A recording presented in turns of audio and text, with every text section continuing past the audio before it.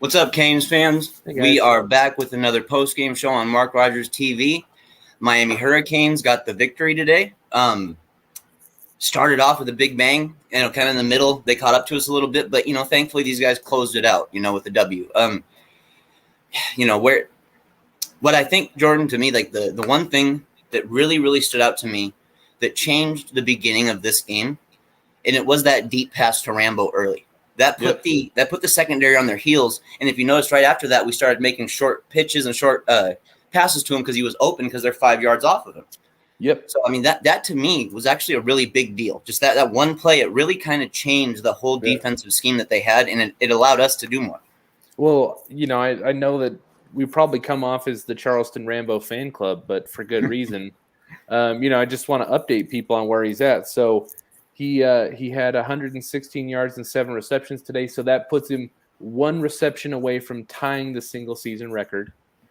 Okay, I think it's Leonard Hankerson that has it. Is that right? I think so, yeah. Yes, it is.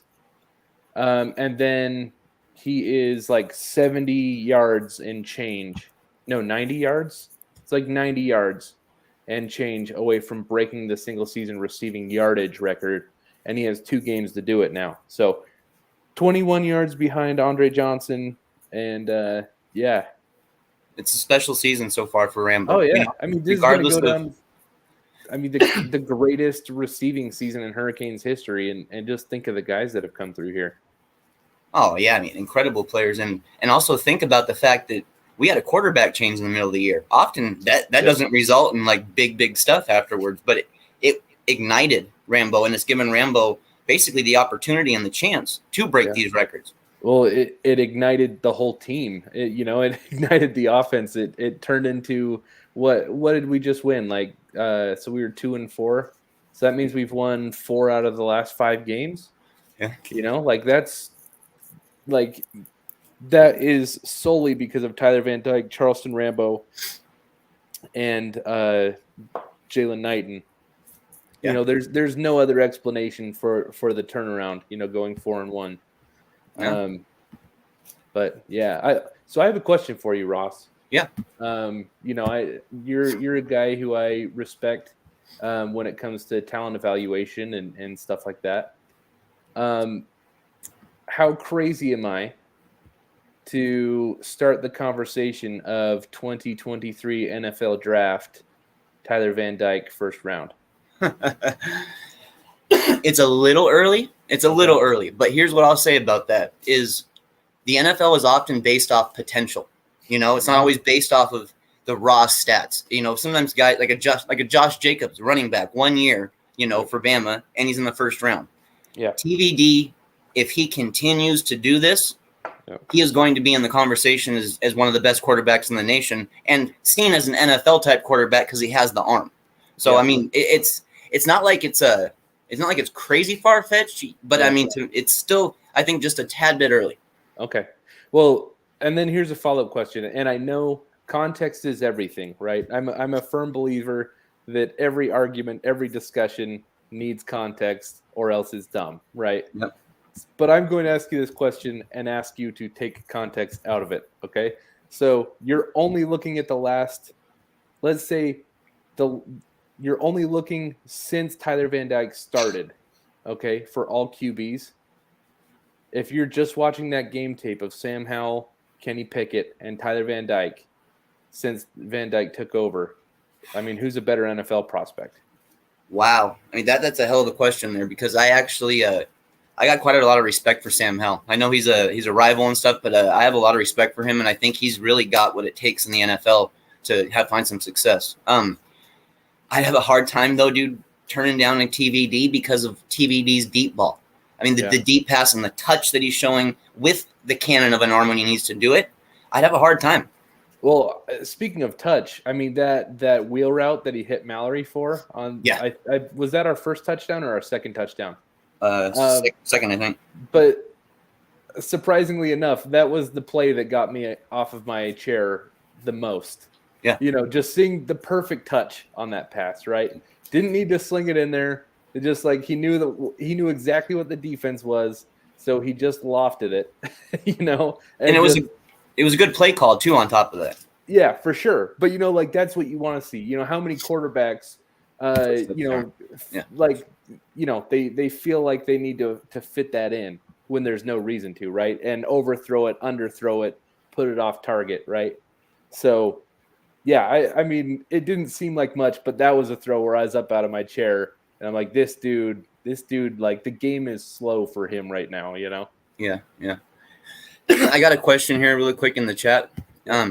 It's Anthony. This is the second part of his question, but what he's basically asking me is, would we be interested in going after Sarkisian if the rumors are true that Texas will go away from him, but to be our offensive coordinator? And what I'll say about that is, I'm pretty sure even if he gets fired there, he'll still get another head coaching job offer. I don't think he's going to go back to coordinator yet. I just don't think so. I think he's young enough that I mean, even if it's just like a mid-major group of 5, all that kind of stuff, he could do really well in something like that, possibly. Yeah.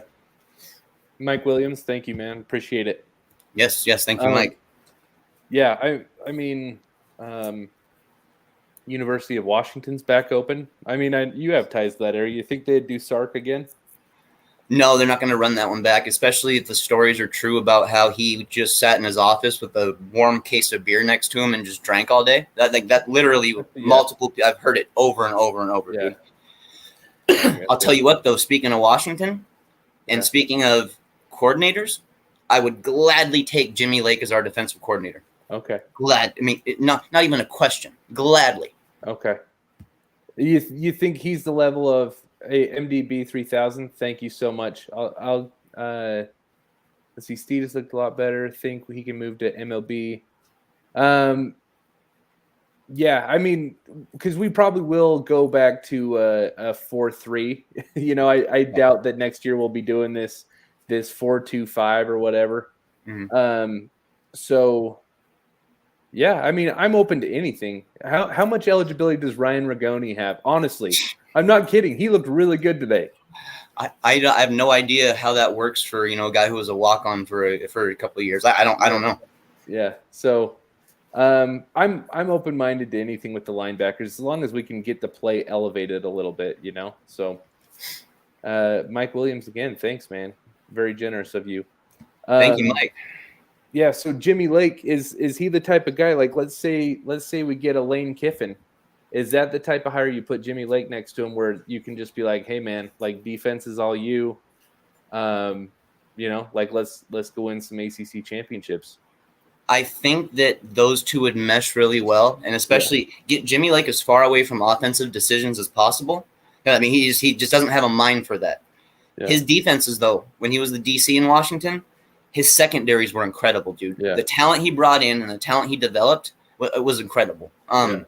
Name after name after name, first, second round, third round guys. So I would gladly take Jimmy Lake, even though he doesn't really have a lot of ties to the area. Yeah. He's just a phenomenal coach, and he's the type of coach that players like. So he can make connections. Well, so a lot of people are asking us about Mario Cristobal and the game that's happened here in Salt Lake City.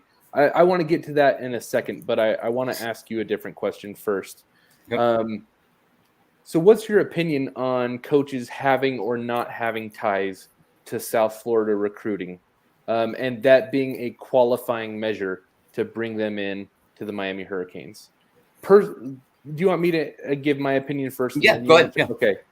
Personally, for me, I'm not buying it that much.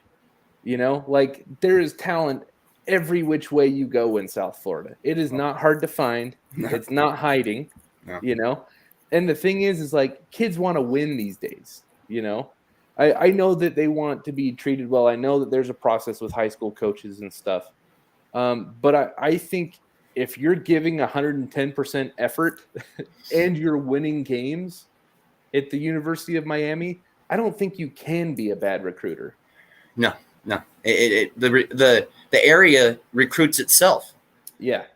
I have to think that, I mean, I went to college an hour and a half away from home for a reason, right?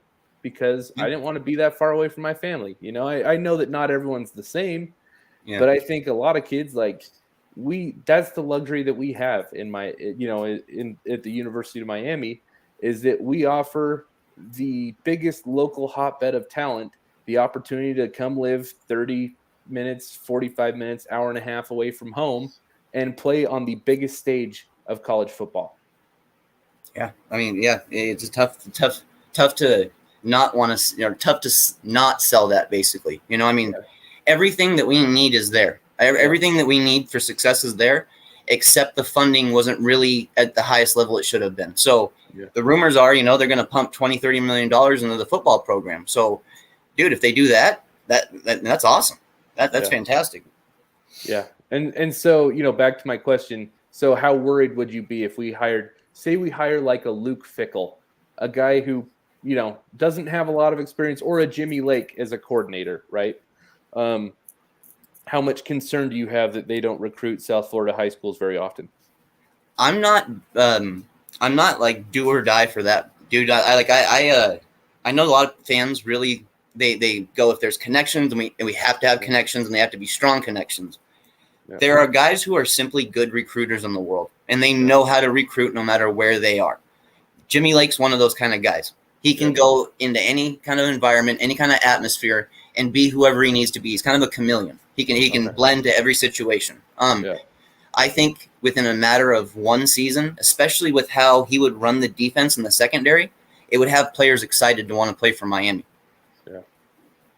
Yeah. Okay. So I guess let's get to the Mario stuff and talking about Oregon. I'm sure everyone has heard, the news from the last week and a half, about Mario Cristobal and, how we're probably going to be making a significant run. What's your opinion on this loss tonight in Salt Lake City against the Utes? It was 38-7. Mario had a playoff berth on the line. Yeah. I mean, he had 2 games left against the Utes. I can't remember who else they play, but essentially he was playing Utah, someone else, and then Utah again in the Pac-12 championship. But now their playoff hopes are dead. There's just no shot. So how are you feeling about this? Does this impact your feelings about Mario Cristobal at Miami? Not a ton. I look at it as he's still a better coach than Manny Diaz, even with that loss. He's a better coach. This is the same guy that just went into Ohio State this year and won on the road in Ohio State. So I mean, it's not that he's capable of it. Unfortunately, it seems to be his teams have some issues, in the biggest moments, and that's tough. You don't know if that's just the type of player they're recruiting, the type of coaches Mario Cristobal has around him, if their mindset is doing that. But to me, I still think that he's the guy that we probably go after. I do. Okay. I think the school, honestly, would be happy with him. Yeah, and so my opinion on this is, I've long been saying that I had Lane and Mario as probably dead even at 1 for me. Like, I just figured if we get either of those guys, it is just an absolute coup for the University of Miami. I still feel that way, but in the last week, maybe 2 weeks, I think Lane has kind of edged his way into first place for me. And tonight did play a factor in that. So Mario, no doubt, as I don't think there's any discussion whether where he relates to Manny Diaz on the pecking order of coaching, right? Yeah. One thing I worry about Mario, though, is that there's kind of an established precedent of maybe a glass ceiling, on how high his teams can reach. Yeah. I know he's a great recruiter. I know he has ties. Things can change, right? I mean, Nick Saban didn't win 10 games till he's 50. I think that's important for everyone to remember, right?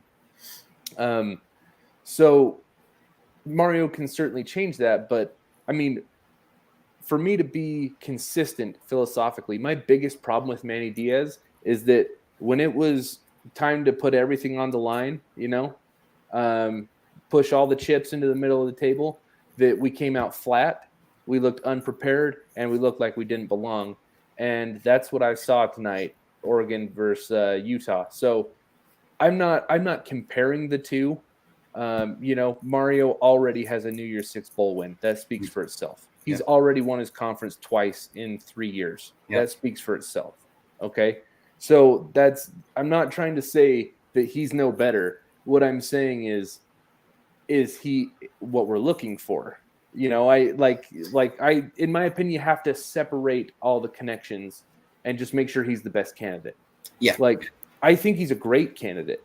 But if Luke Fickell and Lane Kiffin also call me and say, hey, I want an interview, of course they're getting an interview, you know, and I'm giving them the same shot that I give Mario. You do your due diligence, you know, and that's something, unfortunately, our school hadn't done for a while. So we need to truly do our due diligence. Yeah, we have to. We have to, you know, and don't get me wrong, I will still be very happy with Mario. It'll be a huge upgrade, and I actually think that we will win, you know, a number of ACC titles in the near future. You know, it wouldn't surprise me if he does the same thing he did at Oregon and rips off a, you know, 3 in his first 4 years, right? Yeah.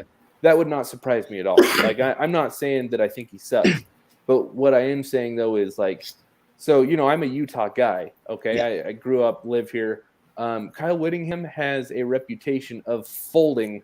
You know, as soon as the Utes get some momentum, he folds like a lawn chair, okay? Yep. And Mario outfolded him tonight, you know? Literally. Like, so to me, that was a pretty big red flag that it's like, okay, Kyle Whittingham does this. You know, this is what he does, and Mario just did it worse tonight. Yeah. You know, I got this comment up here because I have a question for you here, Jordan. Yeah. I've heard this from multiple fans. They say Lane Kiffin, he would leave after 2 or 3 years for a bigger job. And people feel that Mario, if he found success at Miami, he wouldn't necessarily just look to leave. What do you feel about that? I vehemently disagree with that sentiment about Lane Kiffin. As I said earlier, context is everything. So let's look at the context of his jobs, okay? 2 years at the Oakland Raiders, okay? Youngest coach in NFL history, clearly in over his head. He was fired, so not his choice, right? Yeah. Then he goes to Tennessee. He does 2 years, and he leaves. Now, this is the one job where I think there's somewhat of an argument. He leaves for USC after 2 years in Tennessee. But, I mean, if you look at his coaching record, like, he had been at USC for a decade, you know, as a grad assistant, working his way up to wide receivers coach, offensive coordinator, you know, all this stuff, right? So he had his ties. I mean, that would be like saying Mario, you know, leaving Oregon for Miami is you know, like, it's that same situation, right? Yeah. Like, USC is where Lane Kiffin cut his teeth. Yes. So he goes there. He gets fired after 2 seasons or 3 seasons or whatever. Okay, so again, not his choice to relocate. He goes to Alabama, offensive coordinator, wins a national championship, and then he takes a head coaching job. That's a no-brainer. Yeah. Coordinator to head coach, no-brainer, right? Mm-hmm. And then he's successful at FAU, gets an SEC job. What guy on planet Earth wouldn't jump from FAU to Ole Miss? Like, so that's my argument, is that every move that he has made, besides maybe, I mean, even the Tennessee to USC one, that's a little bit less. Every move is logical. It makes sense. Like, you know, most of the time he didn't have a choice whether he was there longer than 2 years. Other ones, it was a no-brainer that everyone would do. They're smart career moves. Yeah. So, you know, the report was that Lane sees Miami as a destination job where he can win rings. You know, he can get a squad of guys together and he can go play Nick Saban in the playoffs. Okay. If he can make that a reality, there's no reason for him to leave, because you got to look at Ole Miss. So any given year, he's playing Auburn, he's playing LSU, he's playing Alabama, he's playing Texas A&M, and he's playing Mississippi State. Mike Leach, not a bad coach. Okay. No. Oh, and Arkansas, Sam Pittman. Yeah, and they're on the come up. Yeah. Yeah. So, I mean, Lane is looking at like the variation between 3rd to 5th almost every year in his division, not his conference, his division. Okay. Whereas if he jumps ship to Miami, it's an open road, man. I mean, he has to worry about Pat Narduzzi every year and Dave Dern or whatever his name is at NC State. Like, I guess they're on the other side, huh? So he just has to worry about Narduzzi and Bronco Mendenhall every year. I don't, you know, I don't think Lane Kiffin, I mean, maybe he'd bolt for Alabama or an NFL job, sure, but that goes back to that's a job that, or that's a move that almost anyone makes. Are you going to tell me that Mario wins the national championship here and then Alabama drops their very best offer on him? What do we think happens? Yeah, I mean, you're going to get paid if you win big. Yeah. But that's my honest question. For anyone that thinks Lane will leave, what happens when Nick Saban retires and they offer Mario the job? If that happens. Oh, so you're saying like if Mario ended up being our coach and then Nick Saban retires and in the midst of that they go after Cristobal? Yep. Yeah, what happens? I mean, dude, here's my thing, man, is that until we're going to be a school who's going to spend the money that it takes to be a top team yearly, we have to really truly consider that good coaches will leave after a couple of years when they get better offers. And I can't knock a coach for wanting to go get paid more money somewhere else. I can't do it. Having success at Miami is, I mean, it's flash and glamour and glitz. And you can make things happen so quick in Miami. You can get hype developed or you can squash the hype that fast. Yeah. Well, I would hate to have to go to a bidding war against an SEC team for Mario Cristobal. We're not winning that kind of a battle. I'll tell you what, though, and I genuinely believe this definitively, okay? If the administration actually puts their money where their mouth is and they do what they're promising, okay? We're putting tens of millions of dollars into the program every year. We're getting more booster money now. You know, we're establishing the right infrastructure, and we make a good hire or two at coach. If we start winning, if we start contending for the playoffs, you can. I refuse to believe that there is any more than two jobs that will always be better than Miami. If we're competing at the highest level, we're as good as any other job. I mean, there's only two jobs that will always be better, and it's Ohio State and Alabama. You know, because if we're winning and Texas isn't, I mean, Texas is a wild card, right? Because of all their money. But you get the sentiment of what I'm saying is that if we are playing like we did in the 80s, the only jobs that are gonna be better is Ohio State and Alabama. Yeah. You know, and on top of that, NFL gigs, of course, too. You know, I mean, I'll tell you what, man. The coach comes into Miami and he truly fixes it, bro. I mean, like, I'm talking like truly fixes our issues and makes us genuinely competitive year after year after year. He's going to get offers. He's going to get looks because here's the thing is that they'll know that he developed some incredible relationships in Miami, in Dade County. And that'd be something that SEC teams would want to take with him because they know that he could use that for recruiting. So, you know, coming to Miami, I mean, I would still say Cristobal would stick around longer than Lane Kiffin would, you know? Yeah. But, yeah, dude, it certainly plays a factor.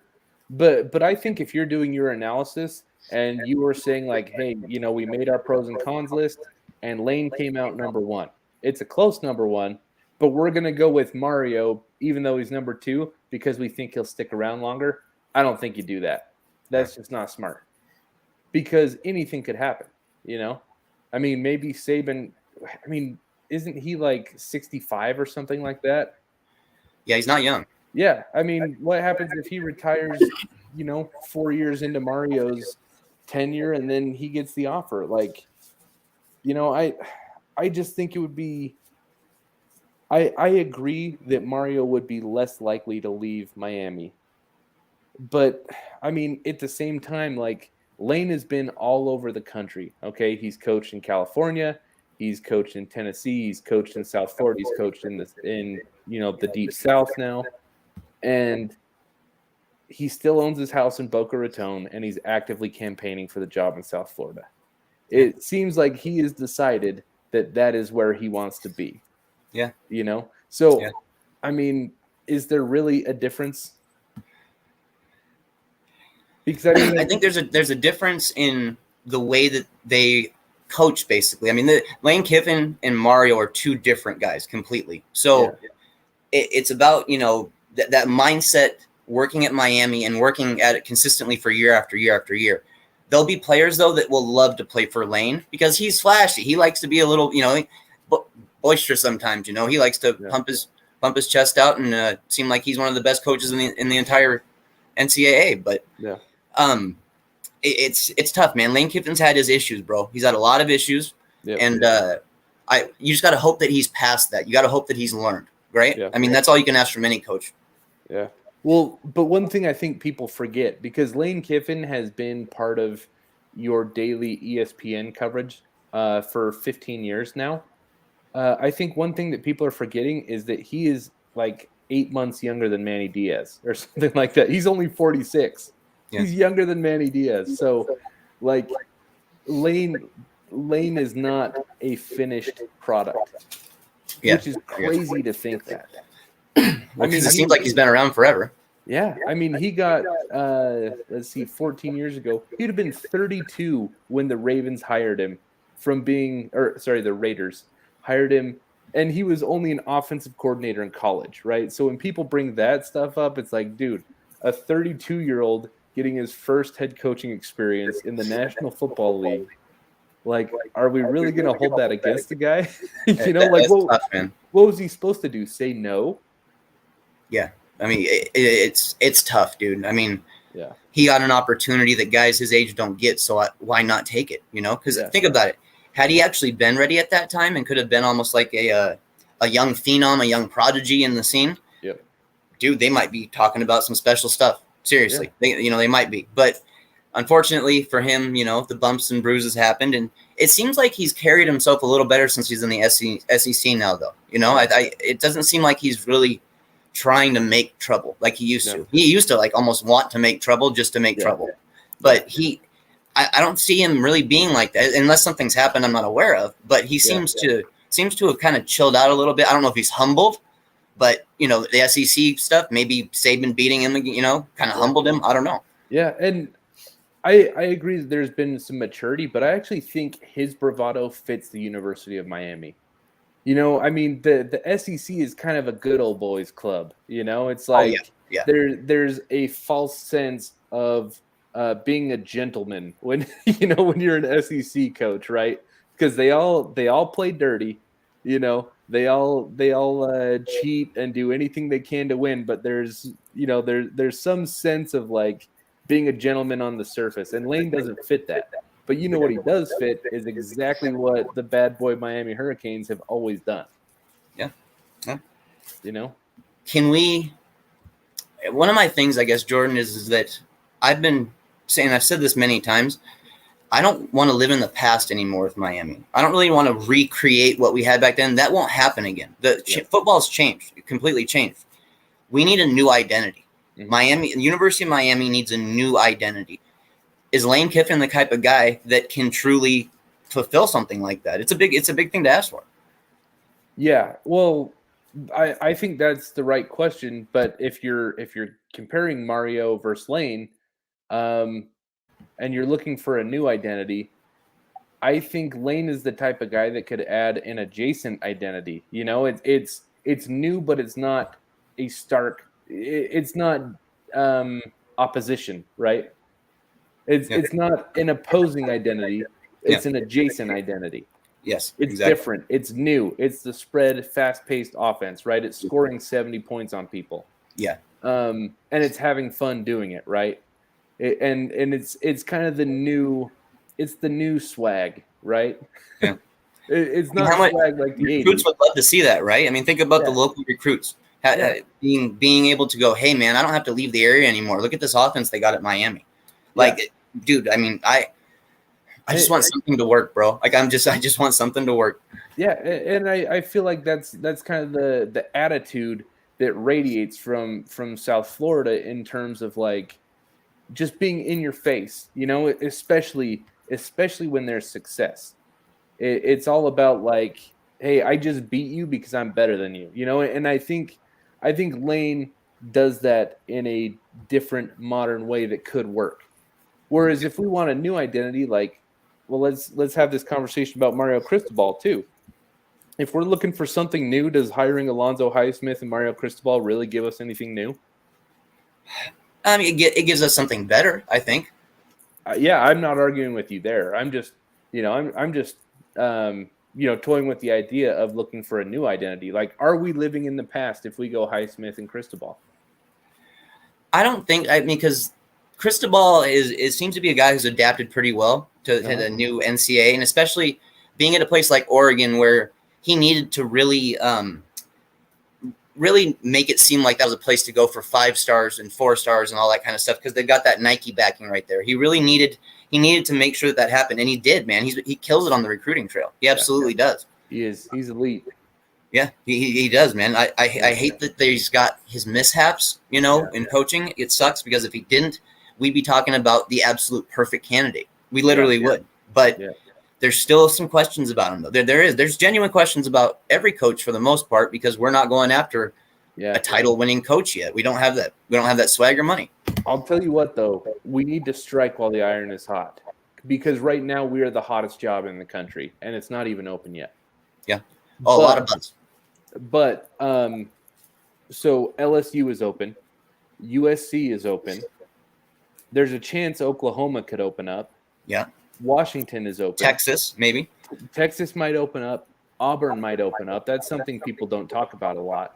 Oh, but, I didn't think about that. Yeah, there's that issue. Brian Harsin is having that issue with the administration. Yeah. I mean, I don't think anyone has said whether or not he did comply with their vaccination mandate, but I know the deadline is December 4th, and he has been shrugging all questions in that, it's just like, we're not talking about this, So there's a legitimate chance that Auburn could open up too.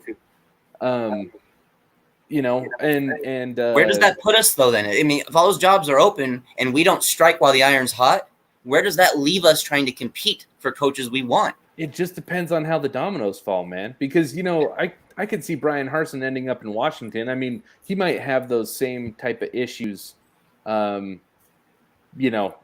I don't want to get into that too much, but I mean, he seems like a fit up there, because he coached in Boise, played in Boise, all that stuff. Like he's that Pacific Northwest guy.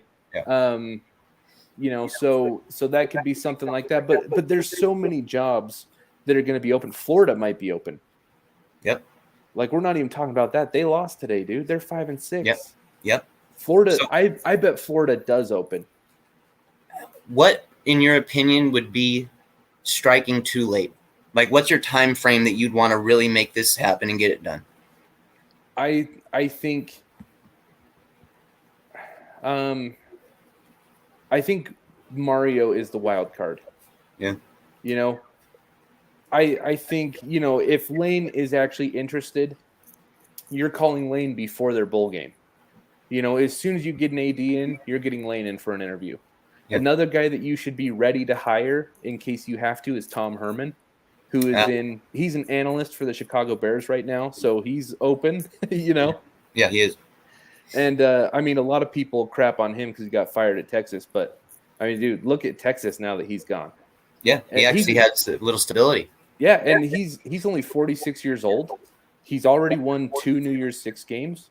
He's beat Jimbo Fisher. He's beat Lincoln Riley twice, and he's beat Kirby Smart. And he's the only coach, since conference realignment, he's the only coach to get a 5-star recruit to a group of 5 program in Ed Oliver. So, and he developed De'Aaron King. Yeah, as well at Houston. Great arguments. So Tom Herman is another guy. I think that we need to act fast but not be hasty, if that makes sense. Yep. I think you need to have your due diligence done on Lane, on Tom Herman, on Billy Napier, on whoever else you're talking to. And then you're trying to get at Mario and Luke Fickell as soon as possible. Mm. And then, you just let the dominoes fall however they may. Yeah, but I think you need to have guys crossed off your list and that we have totally vetted this guy. And if we want him, we can hire him now. You have to have everyone done by the time you're able to get to Mario and Luke Fickell because they're going to be the guys that are the last that we can get to.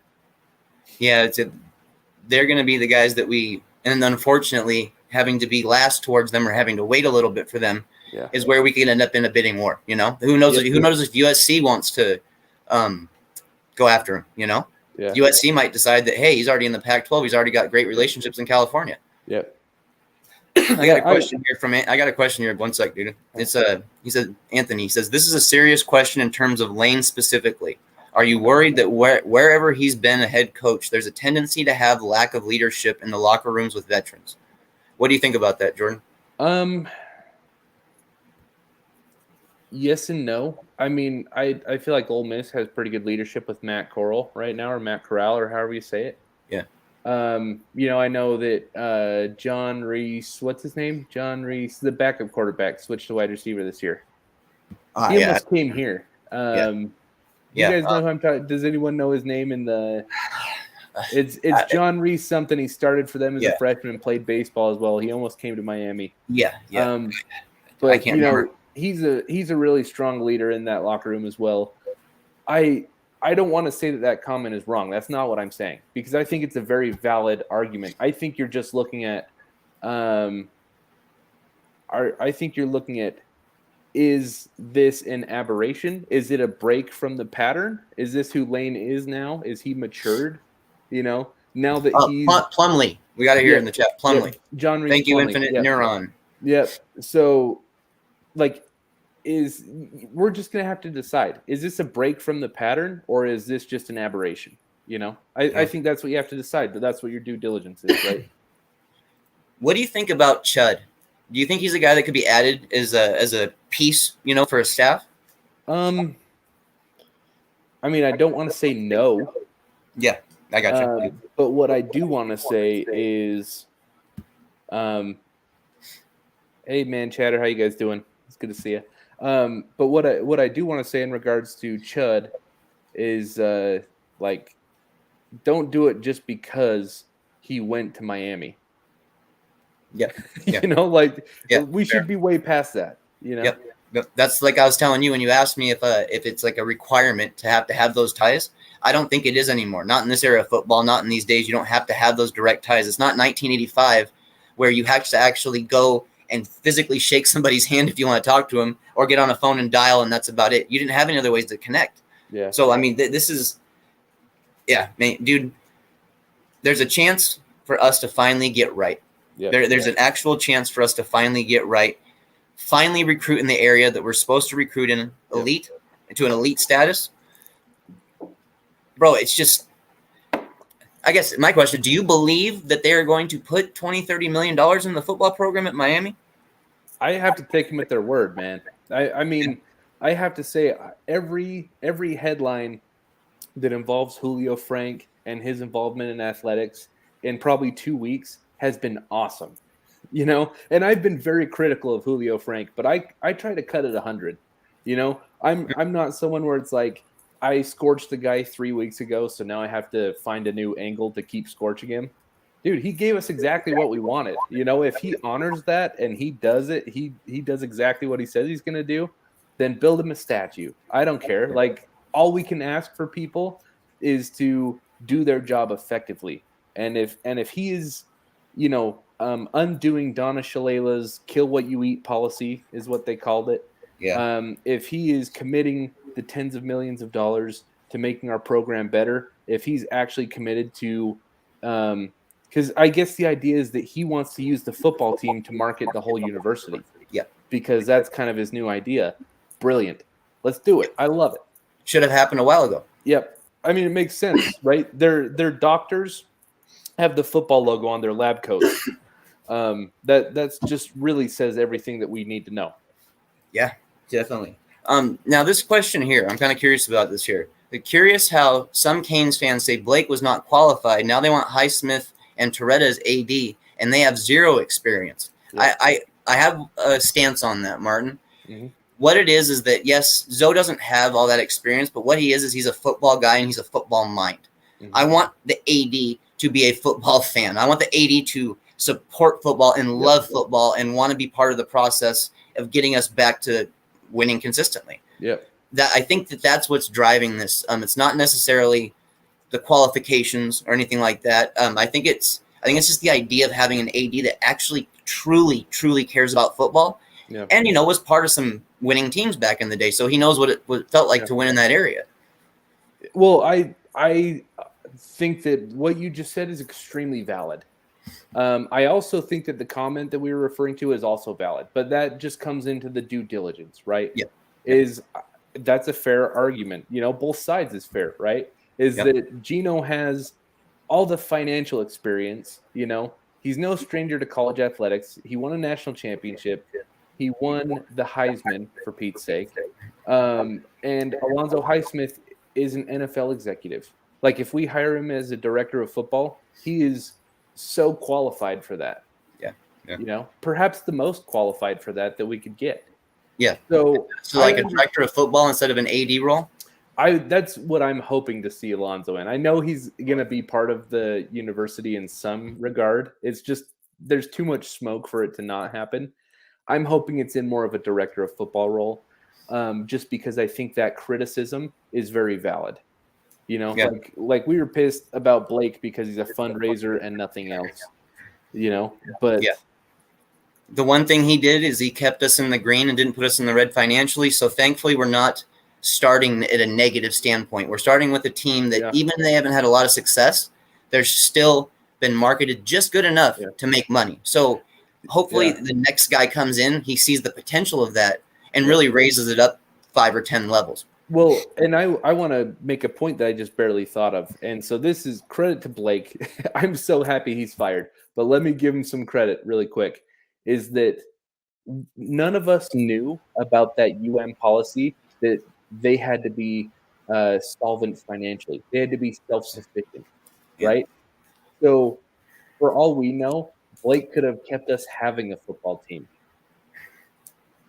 You know, keeping our athletic department in the green is huge. It's a big deal. It's at a small private college. Yeah. So credit to Blake. He got facilities built with a stupid policy that should have never been in place. But clearly he was in over his head in every other aspect besides the finances. But I just thought of that, and like that makes a lot of sense. So credit where it's due. Good for you, Blake, that you could build us some facilities and, you know, kind of keep up with whatever when we literally tied both of his hands around his back. What do you think about the AD at Baylor? That's a hot name right now. Dude, what's not to like? Seriously. You know, he's hired Matt Rule, Dave Aranda. I mean, think of where Baylor was at when Art Briles was fired. And since then, they've put a coach in the NFL. They're going to, you know, have a coach be like, he's one of the hottest names on the block. And they just won the final or the NCAA championship in basketball last year. Yeah, true. You know, put Davion Mitchell went 9th in the NBA draft. Yeah. You know, so and they had a player that was Jared Butler, plays for the Jazz now. He won player of or the MVP of the Final Four. So, dude, if you have, I mean, basketball and football are the money makers, right? Yes. Like, I know that might not be the kindest way to put it, but everything else, they're the revenue sports. Yep. Every other sport is parasitic to the men's basketball and men's football. Yeah. They need it to be successful so they can get their funding. Yeah. And what's his name? Mac Rhodes. Yeah. He's got both firing on all cylinders. So, I mean, what's not to like? Yeah. I got it from Martin here. Says Canes fans, slow down all this adrenaline. Do more due diligence. Martin, this is something that we've been preaching pretty much this entire show. We do not want some guy to just get hired immediately. You know, boom, boom, boom, boom. Yep. We want due diligence. We want all the realistic, good coaches that we could go after. We got to talk to all of them this time. Like I seriously want them to talk to all of them. Yep. Even if Cristobal ends up kind of, you know, hinting to them that he's going to be coming, you know, or that Miami is the dream job. I mean, dude, you still do your due diligence. You still be a professional and go forward like that. Yeah, I don't care if we call Mario and we talk and he says, I'm in, I've already rented a U-Haul. You know, like my wife's out there looking for real estate. I still think we have to interview the Luke Fickles, the Dave Arandas, the Lane Kiffins, the Tom Hermans. You still have to make those calls. You still have to make those interviews. I do not care. I don't care if Mario is already in the Hex Center setting up his office and we haven't just signed the papers yet. You still have to like interview everybody. I'm going to be really upset if we don't, honestly. Even if we end up with a good coach, and don't get me wrong, that's all I want is a good coach. I just want to hear about the professional process taking place at Miami. That's more what I want. I want to know that we are willing to maybe step out of the box and go after some guys that maybe most people aren't talking about too. So I'd have no problem with that. We find out, hey, we talked to a coach that we never even really talked about. Yeah. It wouldn't piss me off as long as they're a good coach, of course. Yeah. But that wouldn't piss me off, and it would kind of make me go, okay, maybe Miami is starting to get the picture. Maybe they're having to realize that you can get good coaches from damn near anywhere in the United States. You surely can. Yep. I mean, that's kind of, I've been, one of the bigger names one of the bigger forces on Twitter of pushing Tom Herman. I'm just pushing him so hard. And it's because I view him as the candidate where he has no reason to tell us no. And if we, I'm hoping that, we talked about how many jobs will be open, right? There's going to be a ton of jobs open. We could be told no by Lane. We could be told no by Mario. We could be told no by Luke Fickell and Dave Aranda.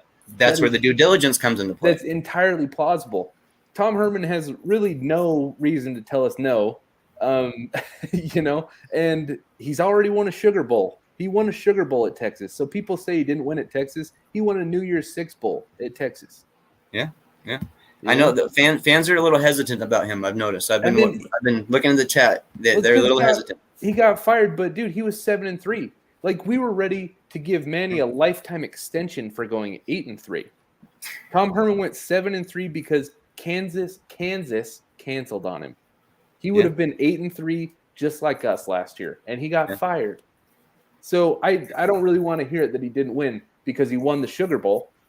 And he beat Georgia. He beat Kirby Smart in a New Year's Six Bowl at Texas, and he finished 9th. When was the last time we finished inside the top 10 at the end of a season? A long time, my friend. Yeah, and then look, he leaves, and Sarkisian looks like he's still sitting in his office with a warm case of beer all day. Yeah, that's a joke from earlier, by the way. Yeah, that was the Washington days, unfortunately for him. Yeah. I got a question for you, actually. Talking about changes in coaches and changes at Miami here. Someone brought up a question earlier, and I wrote it down actually because I didn't want to forget about it. Does Lashley? Is there an idea possibly that maybe you keep Lashley at OC if you do get rid of Manny Diaz because of the connection that he's got with TBD right now and what they're developing? If it happens, I will not bat an eye at it. I think it depends though. If there's any shenanigans, like you hire a coach and you say, "Hey, Lane, come on in," but Rhett's already here. That is so stupid. Yeah, I mean, yeah, that would be where Yeah, you can't do that wouldn't mesh well. It has to be the type of thing where you make the absolute best hire and you say, here's a blank check to go assemble your staff. We really like Rhett. You should probably interview him. Yeah. And if that happens on its own, wonderful. If that happens on its own. Yeah. But the thing is, if we force that, we are just so stupid. Because that's the type of thing that's been holding us back. We've been trying to force stuff where it doesn't belong, or the right, even the wrong moves. Trying to not just force the wrong moves, but to embed the wrong moves year after year after year in our team. It's frustrating. Well, and so here's the situation that because I was thinking about this today. I was thinking about this very thing with Mario. Okay, because that would make a lot of sense. Mario is not an offensive guy like Lane is. So it actually would make sense if Mario came in and decided to keep Rhett Lashley. Yeah. But here's where it gets a little weird. Is there any possibility that Mario comes here and doesn't bring Alex Mirabal with him? True. Very true. So now it's his Mario. guy. So now, yeah, of course, and that's fine. So now Mario comes in and he says, "Hey, Rhett, I'll keep you, but fire your offensive line coach. Because you have to have my guy now."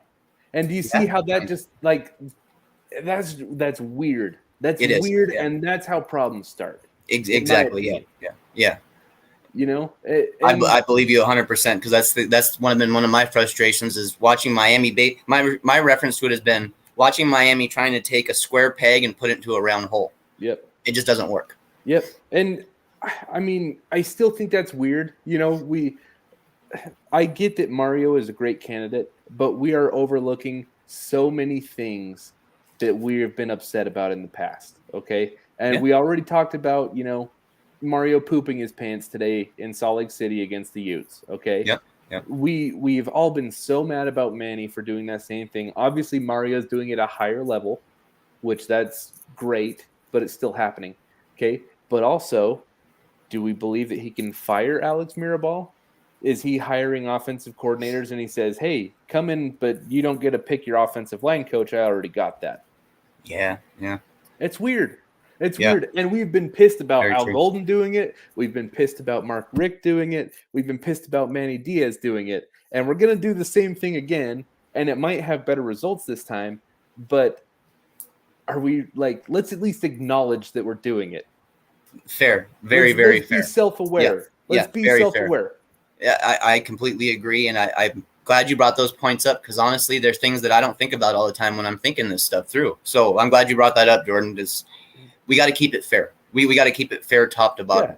Yeah. I just don't see why not. Like and this, I'm not trying to say no to Mario, but what I'm saying is like, let's just be honest about it, you know? And it's same with the whole, like, he's a Miami connection, you know? Because I agree with you. I think there's merit to him being a Miami guy. I also think it's important to not try to rekindle the past, but to and it can even be adjacent identity, right? That is very similar. Somewhat related to it. Yeah, and that's fine. It can be but I just think part of our due diligence is really being self-aware. What are the problems? What are the mistakes that we've made? Is hiring Mario, like, how many mistakes are we repeating if we go through this hiring Mario process? You hope all you can do is you hope the guys learn and they improve. That's the only thing that you can ask for any coach is that the same mistakes aren't repeated over and over again. And not just the same mistakes repeated over and over again, but an actual solid plan as to why you made it stop, where your focus on recruiting went for it, all that kind of stuff. You know, I mean, Mario just seems like a guy that would just be a good fit, bro. I mean, he seems 100%. Like a good fit for Miami completely because of what we need. You know, we have a problem with talent right now on our team. We don't have a super talented team. We have a couple talented players. Yeah. But we have a problem with overall talent on our team. Cristobal's teams in Oregon, dude, they don't look anything like that, bro. They got 4 and 5 stars as depth, you know, when they're young. Dude. Well, imagine having Noah Sewell, Kayvon Thibodeau, and Justin Flo on the same defense. Oh. Right? Would love it. Brad, bring Flo with him. When he comes, bring Flo with you. He might. Who knows? I mean, if you're Justin Flo, like, you have to think about it. Yeah. Ohio Hurricane, thank you for the $5 donation. Says, imagine what Lane would do with this talent. He almost blew the game with bad coaching. Yeah. So, and Ross, I 100% agree with you.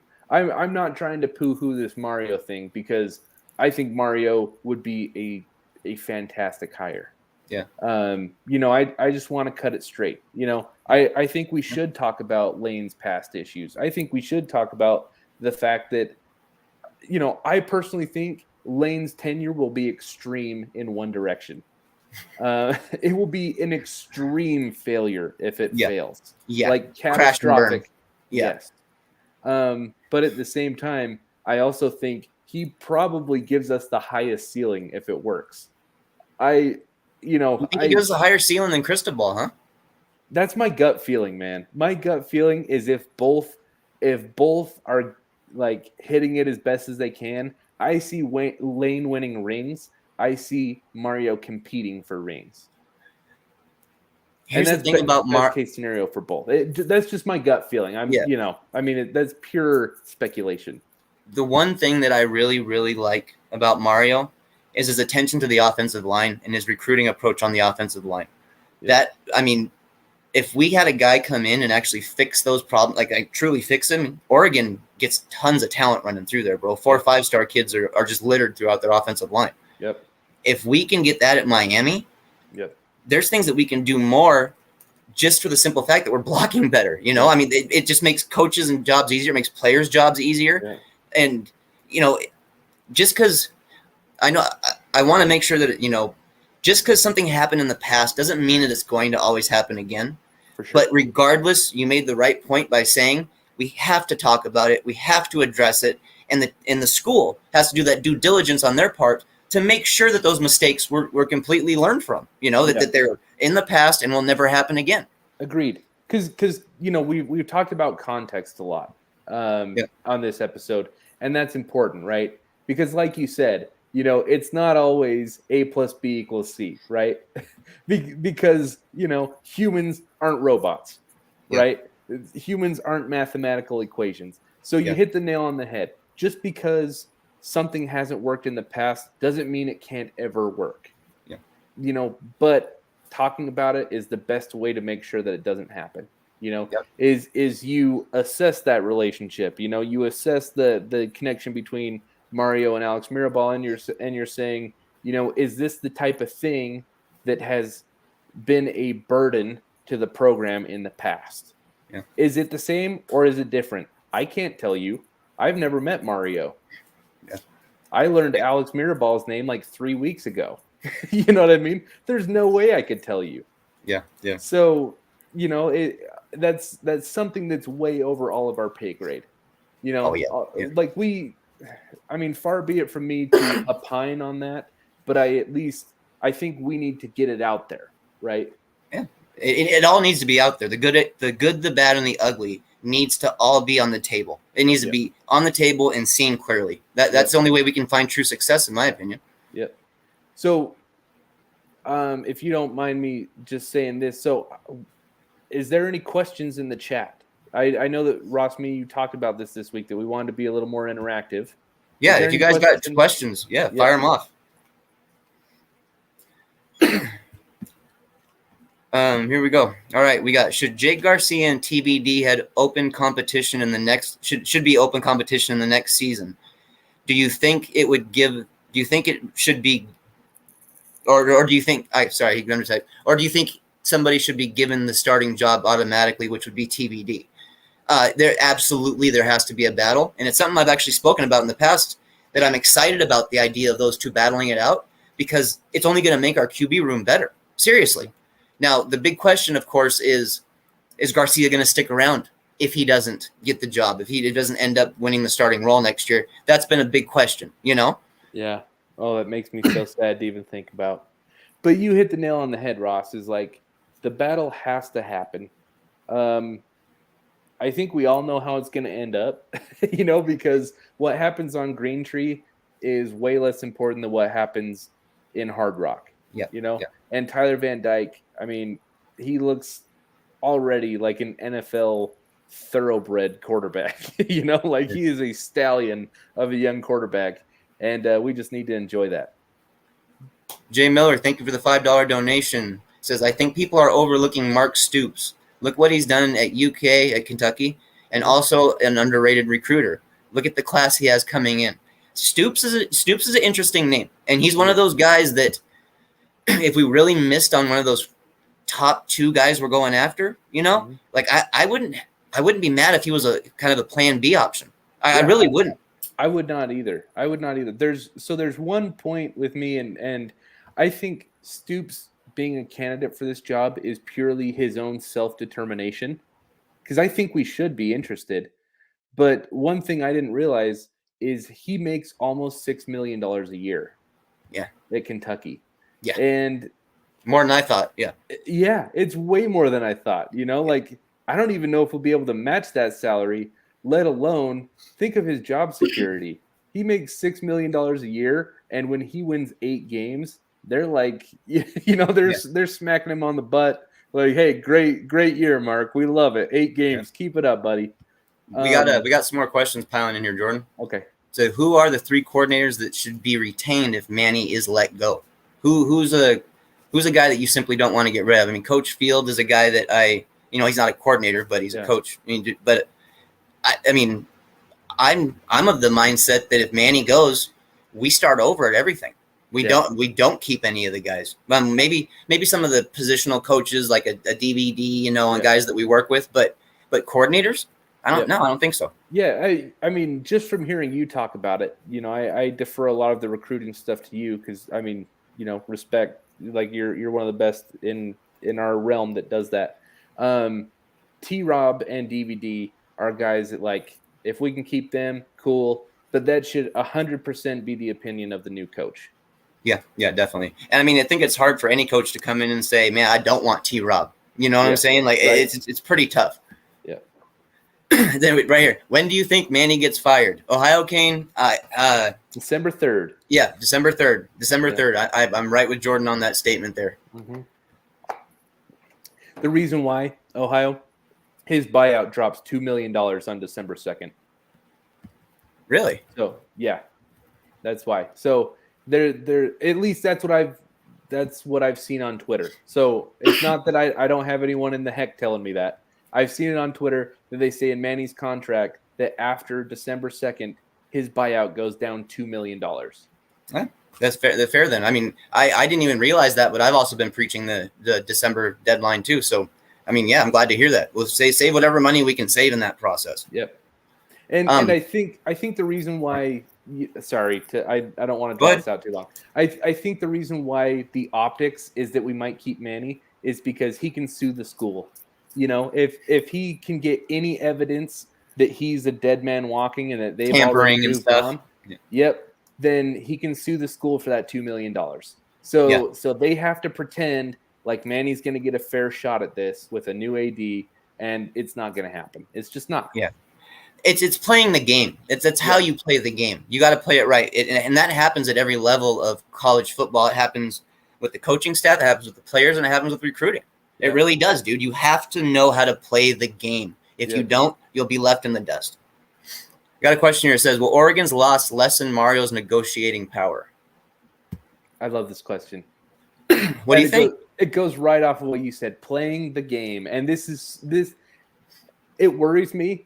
The loss worried me, but it's the best thing that could have happened because you have Lane Kiffin publicly leaking that he wants this job. Yeah. And now Mario has lost his positioning. So you have the two best candidates, save Luke Fickell, in the game right now. They're going to be publicly fighting over our job. That could happen. It could not happen too. There's a chance where we could be outbid by some of these guys. Agreed. But I mean, yes, Mario lost his leverage because Lane is openly campaigning for the job. And now Mario has lost his footing at Oregon. He's not going to make the playoff.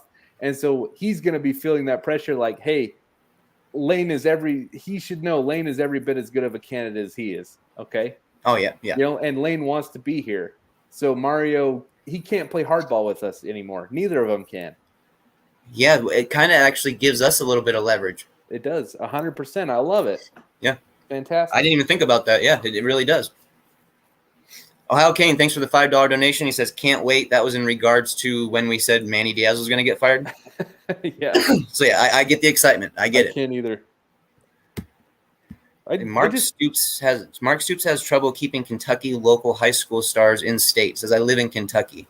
Now, would that be a concern for us if he's, changing a state? I guess my question would be, Go Canes, does he not prioritize the area? Does he not go after guys and just looks for guys outside of the area, and that's what burned bridges? Or has he been going after guys in the area and simply not getting them? Because they're two different worlds right there, For sure. And Miami's not the same program as Kentucky, Because, I mean, if I'm a high-level 4-star kid in Kentucky and Tennessee is calling my name, I mean, that's close, man. You're still only 2-3 hours away from home.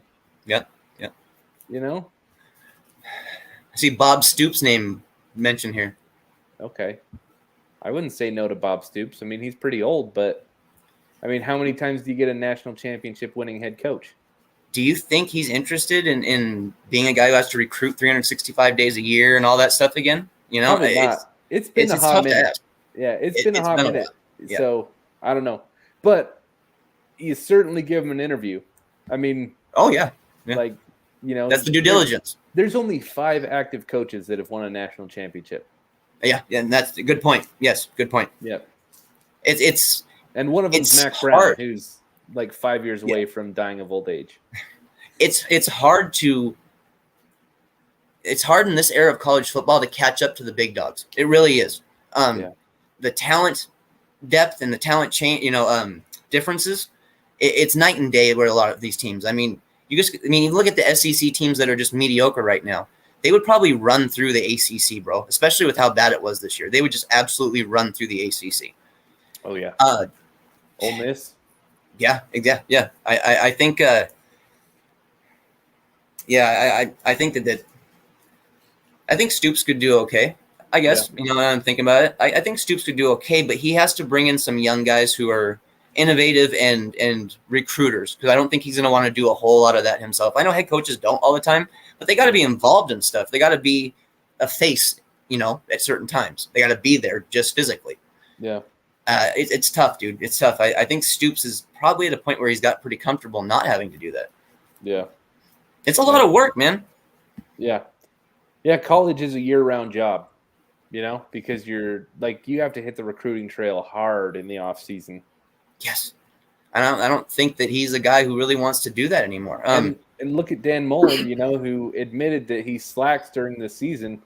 Look at what it's done to him, man. He's 5-6. Coaches who don't like to recruit will never have long-term success. It's impossible. You have to be willing. This is where I go back to playing the game. That's playing the game of college football, is recruiting. While the transfer portal is something that is a viable way to get talent, the best teams in the nation are winning from the stuff that they brought in recruiting classes, from the guys they developed on their own. They might have, like even like Bama, bringing in the linebacker from Tennessee. Yeah, they might plug some guys in just because, not every year there might not be the same amount of talent, But, I mean, dude, it's I mean, it's tough, man. Yeah. So I would like to hear your answer to Martin Dube. I hope I pronounced that right. I'd like to hear your answer to this question, Ross. Cristobal and Kiffin have red flags in their coaching resume.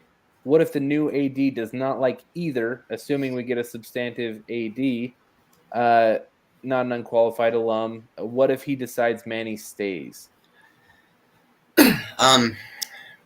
There's going to be a lot of angry fans. Yeah. Even if we win out this year, there's going to be a lot of angry fans if Manny Diaz is retained as the head coach.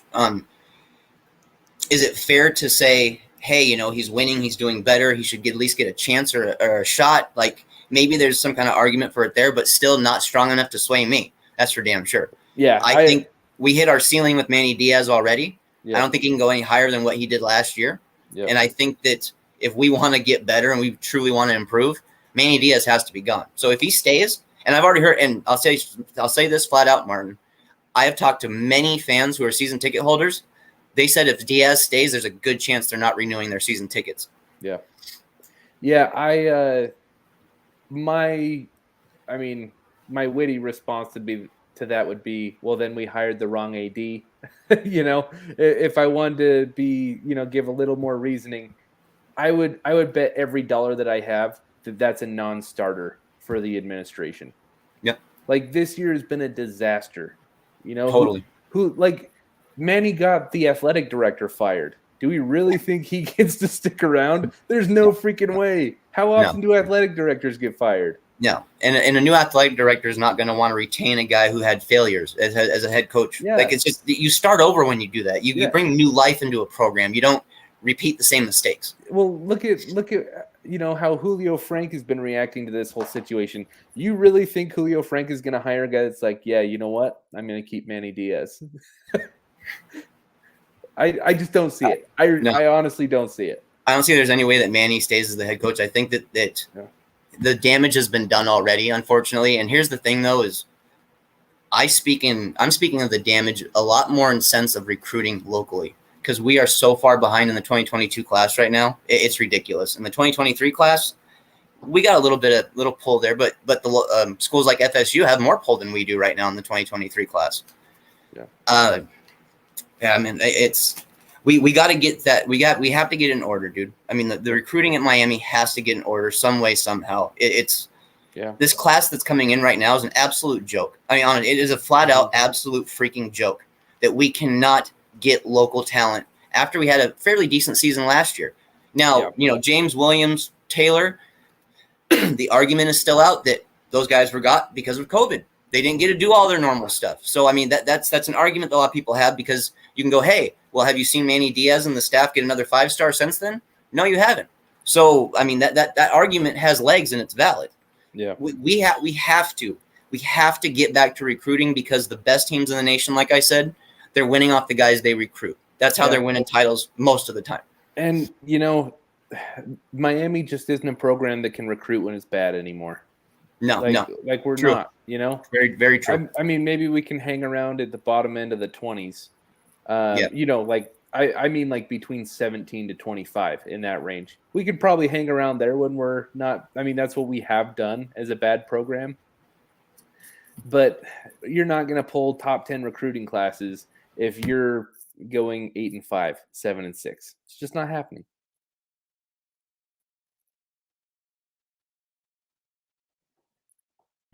Sorry, at the mute button. Will Ed Reed remain on the new staff? I think not only will he remain on the new staff, he'll be absolutely excited for the change, especially if it's the coaches we're talking about. I think Ed Reed would absolutely love to stay on staff with some new guys, and I don't see any reason why they wouldn't want to keep Ed Reed. I mean, who's going to kick Ed Reed out of the building, honestly? Like, it just doesn't happen. He's Ed freaking Reed. You keep that guy around. Yeah, I like I said, I don't think he would leave. I think he would actually have a bigger smile on his face. I think he'd be pretty happy knowing that Manny was gone and that we're trying to do something at least innovative or creative. So Nathan Rudd has a question that I think interesting. Do you think Lashley gets head coaching job at Miami or anywhere else? I mean, I think he could. I don't see why not. Like a mid-major? Yeah. I'm talking like, I mean, maybe Cincinnati's a little too high. Yeah. But I'm thinking Cincinnati would probably be the best job that he could possibly get. You know, is it more like along the lines of like a Colorado State or something? Yeah, I mean, I could see a group of 5 schools looking at him. You know. Yeah. Here's the question with that is Lashley willing to take that kind of a job? You know, does he want to be a head coach in that kind of environment? Yeah, I mean, that's totally up to him. I mean, if you're Rhett Lashley and you were one of the hottest names in the world after your Broyles, you know, finalist season at SMU, you take the Miami job trying to leverage it into a Power 5 head coaching job. Yeah. Hasn't gone the way that he wanted. You know, so maybe he takes the approach of like, hey, I got to take what I can get. You know, I got to, you know, go get my head coaching job now. And, you know, I think Lashley thought that this job was going to get him something like Colorado. Yeah. You know, just the low end of the Power 5 stuff. That he'd kill it here. A flashy job, bring glory back to Miami. Yeah, then a school like Wake Forest would call him up, or a school like Arizona, or just, you know, one in the bottom tier of the Power 5 schools. I like the comment here. It says, for the love of God, Manny was almost outcoached by an intern. Dude, I love it, Canada Kane. I love that comment. Yeah. Oh, man. Lane is recruiting Arch Manning. Okay, Lane is recruiting Arch Manning. Could you see him coming to Miami if Lane gets the job? I mean, that's a big thing to ask for right there. You know, the last name alone carries so much weight for Arch Manning. I mean, he's going to have the best of the best are going to go after him, and he's the type of quarterback that he can basically pick and choose who he's going to be involved with. Yeah. He doesn't have to hope guys want him.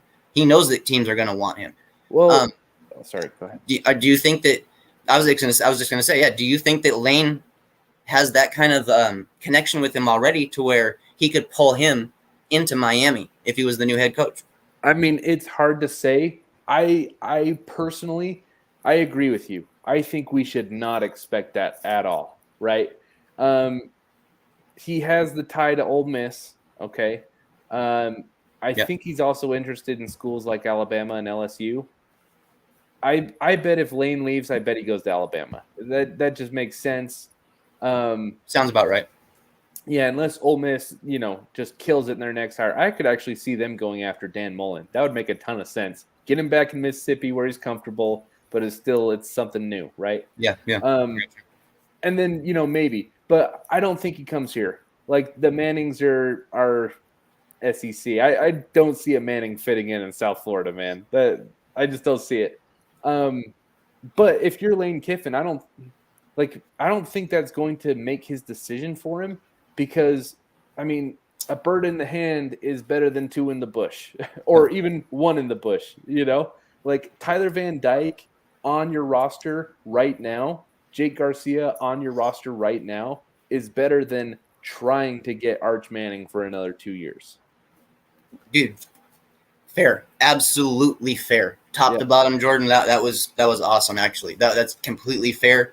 And it's something that I think all Canes fans should kind of run through their mind when they're thinking about this kind of stuff. While we, of course, have to always bring in talent at quarterback, you never want to lack at that.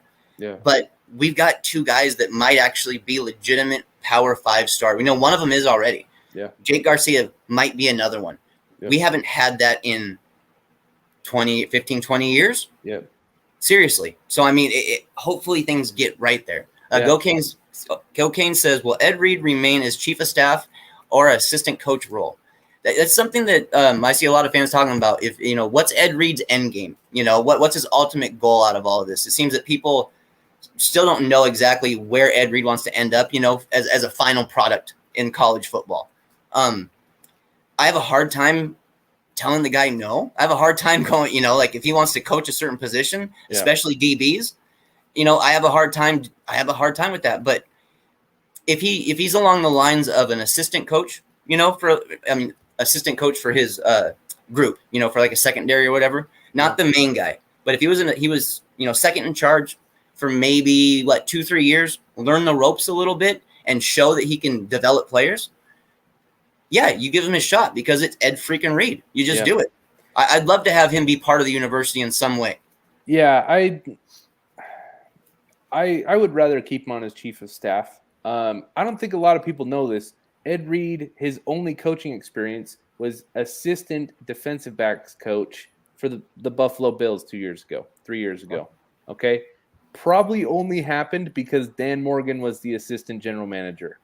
Probably. Good call. Yeah, good call. Probably only happened because of that. It lasted 1 year. Oh, and Frank Gore was their starting running back. Probably only happened for those reasons. It happened for a year and then nothing. Didn't go on to another coaching job. Didn't get a promotion. Left the Bills organization.